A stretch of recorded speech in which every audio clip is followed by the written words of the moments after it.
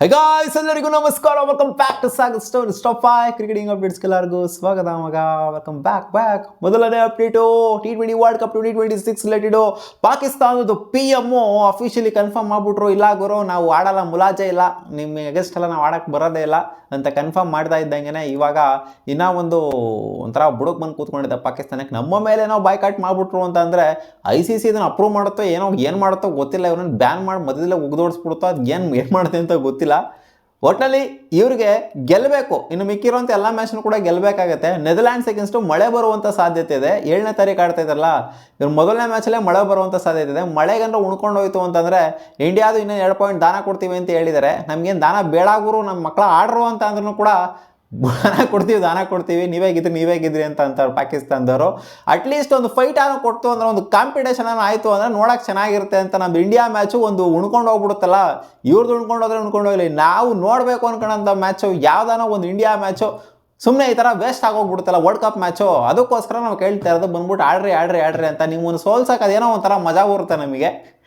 But ಅವ್ರು ಎದ್ರಕೊಂತವ್ರೆ, ಏನು ಮಾಡ್ತಾರೋ ಗೊತ್ತಿಲ್ಲ ಗುರು. ನನಗೇನೋ ಗ್ರೂಪ್ ಸ್ಟೇಜಲ್ಲಿ ಎಕ್ಸಿಟ್ ಕೊಡುವಂಥ ಲಕ್ಷಣಗಳು ಕಾಣಿಸ್ತಾ ಇದೆ ವೆದರ್ ಫೋರ್ಕಾಸ್ಟ್ನೆಲ್ಲ ನೋಡ್ತು ಅಂತಂದರೆ. ಅಪ್ಡೇಟ್ ಬಂದ್ಬಿಟ್ಟು ನಮ್ಮ RCBನ ಯಾರು ತಗೊಂತಾರೆ ಅಂತ ಇನ್ನೂ ಸಹ ಕನ್ಫ್ಯೂಷನ್ ಹಂಗೇನೆ RCB ಫ್ಯಾನ್ ಸಿಕ್ಕಿದೆ. ಇವಾಗ 4 ಗ್ರೂಪ್ಸ್ಗಳು ಸಬ್ಮಿಟ್ ಮಾಡಿದವಂತೆ ನಾನ್ ಬೈಂಡಿಂಗ್ ಬಿಟ್ಸ್ನ. ಸೊ ಇನಿಷಿಯೇಟ್ ಆಗಿದೆ ಈ ಒಂದು ಪ್ರೋಗ್ರಾಮ್ ಅಂತ ಅಪ್ಡೇಟ್ ಬಂದಿದೆ. ಫಸ್ಟ್ ಯಾರು ಅಂತಂದರೆ ಅದಾರ್ ಪೂನಾವಾಲಾ. ಸೊ ಇವರು ಸಿಕ್ಕಾಪಟ್ಟೆ ಟ್ವೀಟ್ಗಳನ್ನ ಮಾಡಿದ್ರು, RCB ರಿಲೇಟೆಡ್ ತೊಗೊತೀವಿ ಅಂತ. ಇವ್ರು ಸಬ್ಮಿಟ್ ಮಾಡಿದಂತೆ ಅಫಿಷಿಯಲಿ ಕನ್ಫರ್ಮ್ ಆಗಿದೆ. ಆ್ಯಂಡ್ ಮಣಿಪಾಲ್ ಗ್ರೂಪ್ಸ್ ಅವರು, ಸೊ ಇವ್ರು ಬಂದು ಹೆಸರು ರಾಜನ್ ಪೈ ಅಂತ, ಇವ್ರ ಹೆಸರು ಕೂಡ ಸೌಂಡಲ್ಲಿ ಇತ್ತು. ಮಣಿಪಾಲ್ ಗ್ರೂಪ್ಸ್ ಅವರು ಬಿಡ್ ಮಾಡಿದ್ದಾರೆ ಅಂತ. ಆ್ಯಂಡ್ ಇವರು ಕೂಡ ಬಿಡ್ ಮಾಡಿದ್ದಾರೆ. And EQT Swadesh private equity major EQT, so ಇವರು ಒಂದು ಗ್ರೂಪ್ ಅವರು, ಇವರು ಕೂಡ ಬಿಡ್ ಮಾಡಿದಾರಂತೆ. And Bengaluru based Premji invest ಅವ್ರನ್ನೂ ಕೂಡ RCB ಮೇಲೆ ನಾನ್ ಬೈಂಡಿಂಗ್ ಬಿಡ್ನ ಸಬ್ಮಿಟ್ ಮಾಡಿದ್ದಾರೆ ಅಂತ ಅಪ್ಡೇಟ್ ಇದೆ. ಸೊ ಈ 4 ಜನ ಮಾತ್ರ ಅಂತಲ್ಲ, 4 ಫರ್ಮ್ಗಳು ಮಾತ್ರ ಅಂತಲ್ಲ, ಬೇರೆಯವರು ಕೂಡ ಮಾಡಿರ್ಬೋದು. ಬಟ್ ಇವರು ಮೇಯ್ನ್ ಆಗಿದ್ದಾರೆ. ಈ 4 ಗ್ರೂಪ್ಸ್ಗಳಲ್ಲಿ ಯಾರಿಗಾರು ಒಬ್ರಿಗೆ ಸಿಗುತ್ತೆ ಅನ್ನೋ ಥರನೇ ಇವಾಗ ಅಪ್ಡೇಟ್ ಇರೋದು. ನೋಡೋಣ ಯಾರಿಗೆ ಸಿಗುತ್ತೆ ಅಂತ. ಅಪ್ಡೇಟ್ ನಂಬರ್ 3, ಕೃಷ್ಣಮಾಚಾರ್ಯ ಶ್ರೀಕಾಂತ್ ಒಂದು ಸ್ಟೇಟ್ಮೆಂಟ್ ಆಗಿಬಿಟ್ಟಿದ್ದಾರೆ. ಕ್ಲೋಸ್ ಕಾಂಪಿಟೇಷನ್ ಇಂಡಿಯಾಗೆ ಯಾವ್ದಾದ್ರು ಕೊಡ್ತಾರೆ ಅಂತಂದರೆ ಅದು ಆಸ್ಟ್ರೇಲಿಯಾ ಮಾತ್ರ.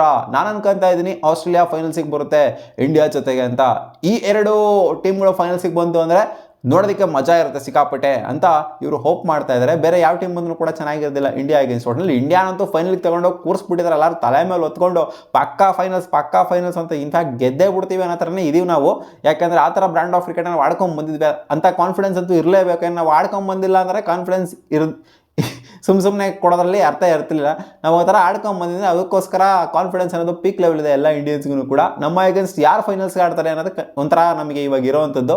ಸೊ ಅದು ಆಸ್ಟ್ರೇಲಿಯಾ ಆಗಿರುತ್ತೆ ಅಥವಾ ಬೇರೆ ಯಾವ ಟೀಮ್ ಆಗಿರುತ್ತೆ ಅಂತ ಗೊತ್ತಿಲ್ಲ, ನೋಡಬೇಕು. ಕೃಷ್ಣಮಾಚಾರ್ಯ ಶ್ರೀಕಾಂತ್ ಹೇಳ್ತಾರೆ ಆಸ್ಟ್ರೇಲಿಯಾ ಬರುತ್ತೆ ಅಂತ. ಅಪ್ಡೇಟ್ ನಂಬರ್ 4, ರವಿಚಂದ್ರನ್ ಅಶ್ವಿನ್ ಅವರು ಹೇಳ್ತಾ ಇದ್ದಾರೆ ಪಾಕಿಸ್ತಾನ್ಗೆ ಆಪರ್ಚುನಿಟಿ ಇದೆಯಂತೆ. ಎಲ್ಲರಿಗೂ ಆಪರ್ಚುನಿಟಿ ಇದೆ, ಬಟ್ ಅವ್ರಿಗೆ ಚಾನ್ಸ್ ಇದೆಯಂತೆ. ಅವರ ಟೀಮ್ ನೋಡ್ತು ಅಂತಂದರೆ ಅವ್ರಿಗೇನೋ ಅನ್ನಿಸ್ತಿದೆ ಟಾಪ್ 4ಗೆ ಬಂದರೂ ಬರ್ಬೋದು ಇವರು ಅಂತ ಒಂದು ಗಟ್ ಫೀಲಿಂಗ್ ಅನ್ನಿಸ್ತಾ ಇದೆಯಂತೆ.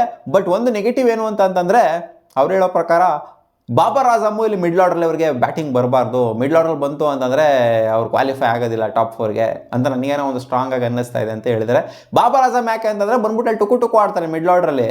ಆಕ್ಸಿಲೇಟ್ ಮಾಡುವಂಥ ಟೈಮಲ್ಲಿ ಬಂದ್ಬಿಟ್ಟು ಟುಕು ಆಡ್ಬಿಟ್ಟು ಇರೋ ಬರೋ ಬಾಲ್ನೆಲ್ಲ ಉಣಿಸ್ಬಿಟ್ಟು ಇವರಿಗೆ ಕಾಲೆತ್ತಿಸ್ಬಿಡ್ತಾರೆ ಮ್ಯಾಚ್ನ ಅಂತ ಅವ್ರು ಅನ್ಕೊಂತ ಇದ್ದಾರೆ. ಹೌದು ಗುರು, ಚೆನ್ನಾಗೇ ಕಾಣಿಸ್ಕೊಂಡಿದ್ದಾರೆ. ರೀಸೆಂಟಾಗೆ ಪಾಕಿಸ್ತಾನ 3 ಮ್ಯಾಚ್ನು ಕೂಡ ಆಸ್ಟ್ರೇಲಿಯಾ ಅಗೇನ್ಸ್ಟ್ ಗೆದ್ದಿದ್ದಾರೆ ಹೋಮ್ ಸೀರೀಸಲ್ಲಿ.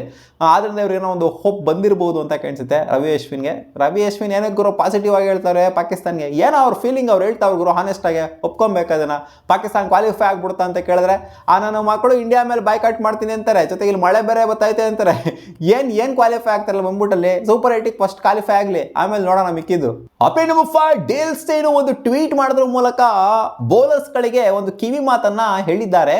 ಯಾರಿಗೆ ಅಂದರೆ ಇಶಾನ್ ಕಿಶಾನ್ ಜೊತೆಗೆ ಏನು ಬ್ರ್ಯಾಂಡ್ ಆಫ್ ಕ್ರಿಕೆಟ್ ಆಡಿದಾರೆ ಅಭಿಷೇಕ್ ಶರ್ಮಾ, ಇವರಿಬ್ಬರು ಸೇರಿಕೊಂಡು ಗುಣ ಇಟ್ಬಿಡ್ತಾರಲ್ಲ. ಸೊ ಇವರಿಗೆ ನೀವು ಪೇಸ್ ಹಾಕಕ್ಕೆ ಹೋಗಬೇಡಿ, ಅಂದರೆ ಫಾಸ್ಟ್ ಬೌಲರ್ಸ್ಗಳು ಫಾಸ್ಟಾಗಿ ಬೌಲಿಂಗ್ ಮಾಡೋದಕ್ಕೆ ಹೋಗ್ಬೇಡಿ. ನಾನೊಂದು ಕಿವಿ ಮಾತು ಹೇಳ್ತಾ ಇದ್ದೀನಿ ಎಲ್ಲ ಬೌಲರ್ಸ್ಗಳಿಗೂ, ಬೇರೆ ನೇಷನ್ನ ಎಲ್ಲ ಬೌಲರ್ಸ್ಗಳಿಗೂ ಪೇಸ್ ಹಾಕಕ್ಕೆ ಹೋಗ್ಬೇಡಿ, ಇವ್ರು ಧ್ವಂಸ ಮಾಡಿ ಇಟ್ಬಿಡ್ತಾರೆ.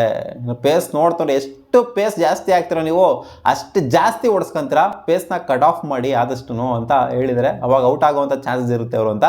ಸೊ ಈ ಕಿವಿ ಮಾತನ್ನು ಎಷ್ಟು ಜನ ಸ್ವೀಕಾರ ಮಾಡ್ತಾರೋ ಗೊತ್ತಿಲ್ಲ. ಒಟ್ಟಲ್ಲಿ ಇವ್ರು ಹೇಳೋದ್ರಲ್ಲಿ ಒಂದು ಸ್ವಲ್ಪ ಅರ್ಥ ಇದೆ. ಯಾಕಂದರೆ ನೆನ್ನೆ ನೋಡೋರಪ್ಪ ಇಶಾನ್ ಕಿಶನ್ ಹೊಡಿತಿದ್ದು ಏಟ್ಗಳು ನೋಡ್ತವ್ರು, ಎಷ್ಟು ಫಾಸ್ಟಾಗಿ ಬರ್ತೈತೆ ಬಾಲ್ ಎಲ್ಲ. ಹೆಂಡ್ರಿಕ್ ನೋಕಿಯಾಗಿ ಹೊಡೆದಿದ್ದು ರೀತಿಗಳು ನೋಡ್ತು ಅಂತಂದರೆ ಎಲ್ಲೆಲ್ಲಿ ಹೋದೋಗ್ರು ಬಾಲು.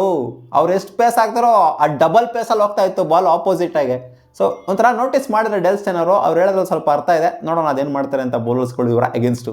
ಮತ್ತೆ ಸಿಗೋ ಮುಂದಿನ ವಿಡಿಯೋದಲ್ಲಿ ಗಾಯ್ಸ್ ಇಷ್ಟವಾಗಿರೋ ಕ್ರಿಕೆಟಿಂಗ್ ಅಪ್ಡೇಟ್ಸ್. ನಿಮ್ಗೆ ವಿಡಿಯೋ ಸ್ವಲ್ಪ ಇಷ್ಟ ಆಗಿದ್ರೆ ಲೈಕ್ ಮಾಡಿ.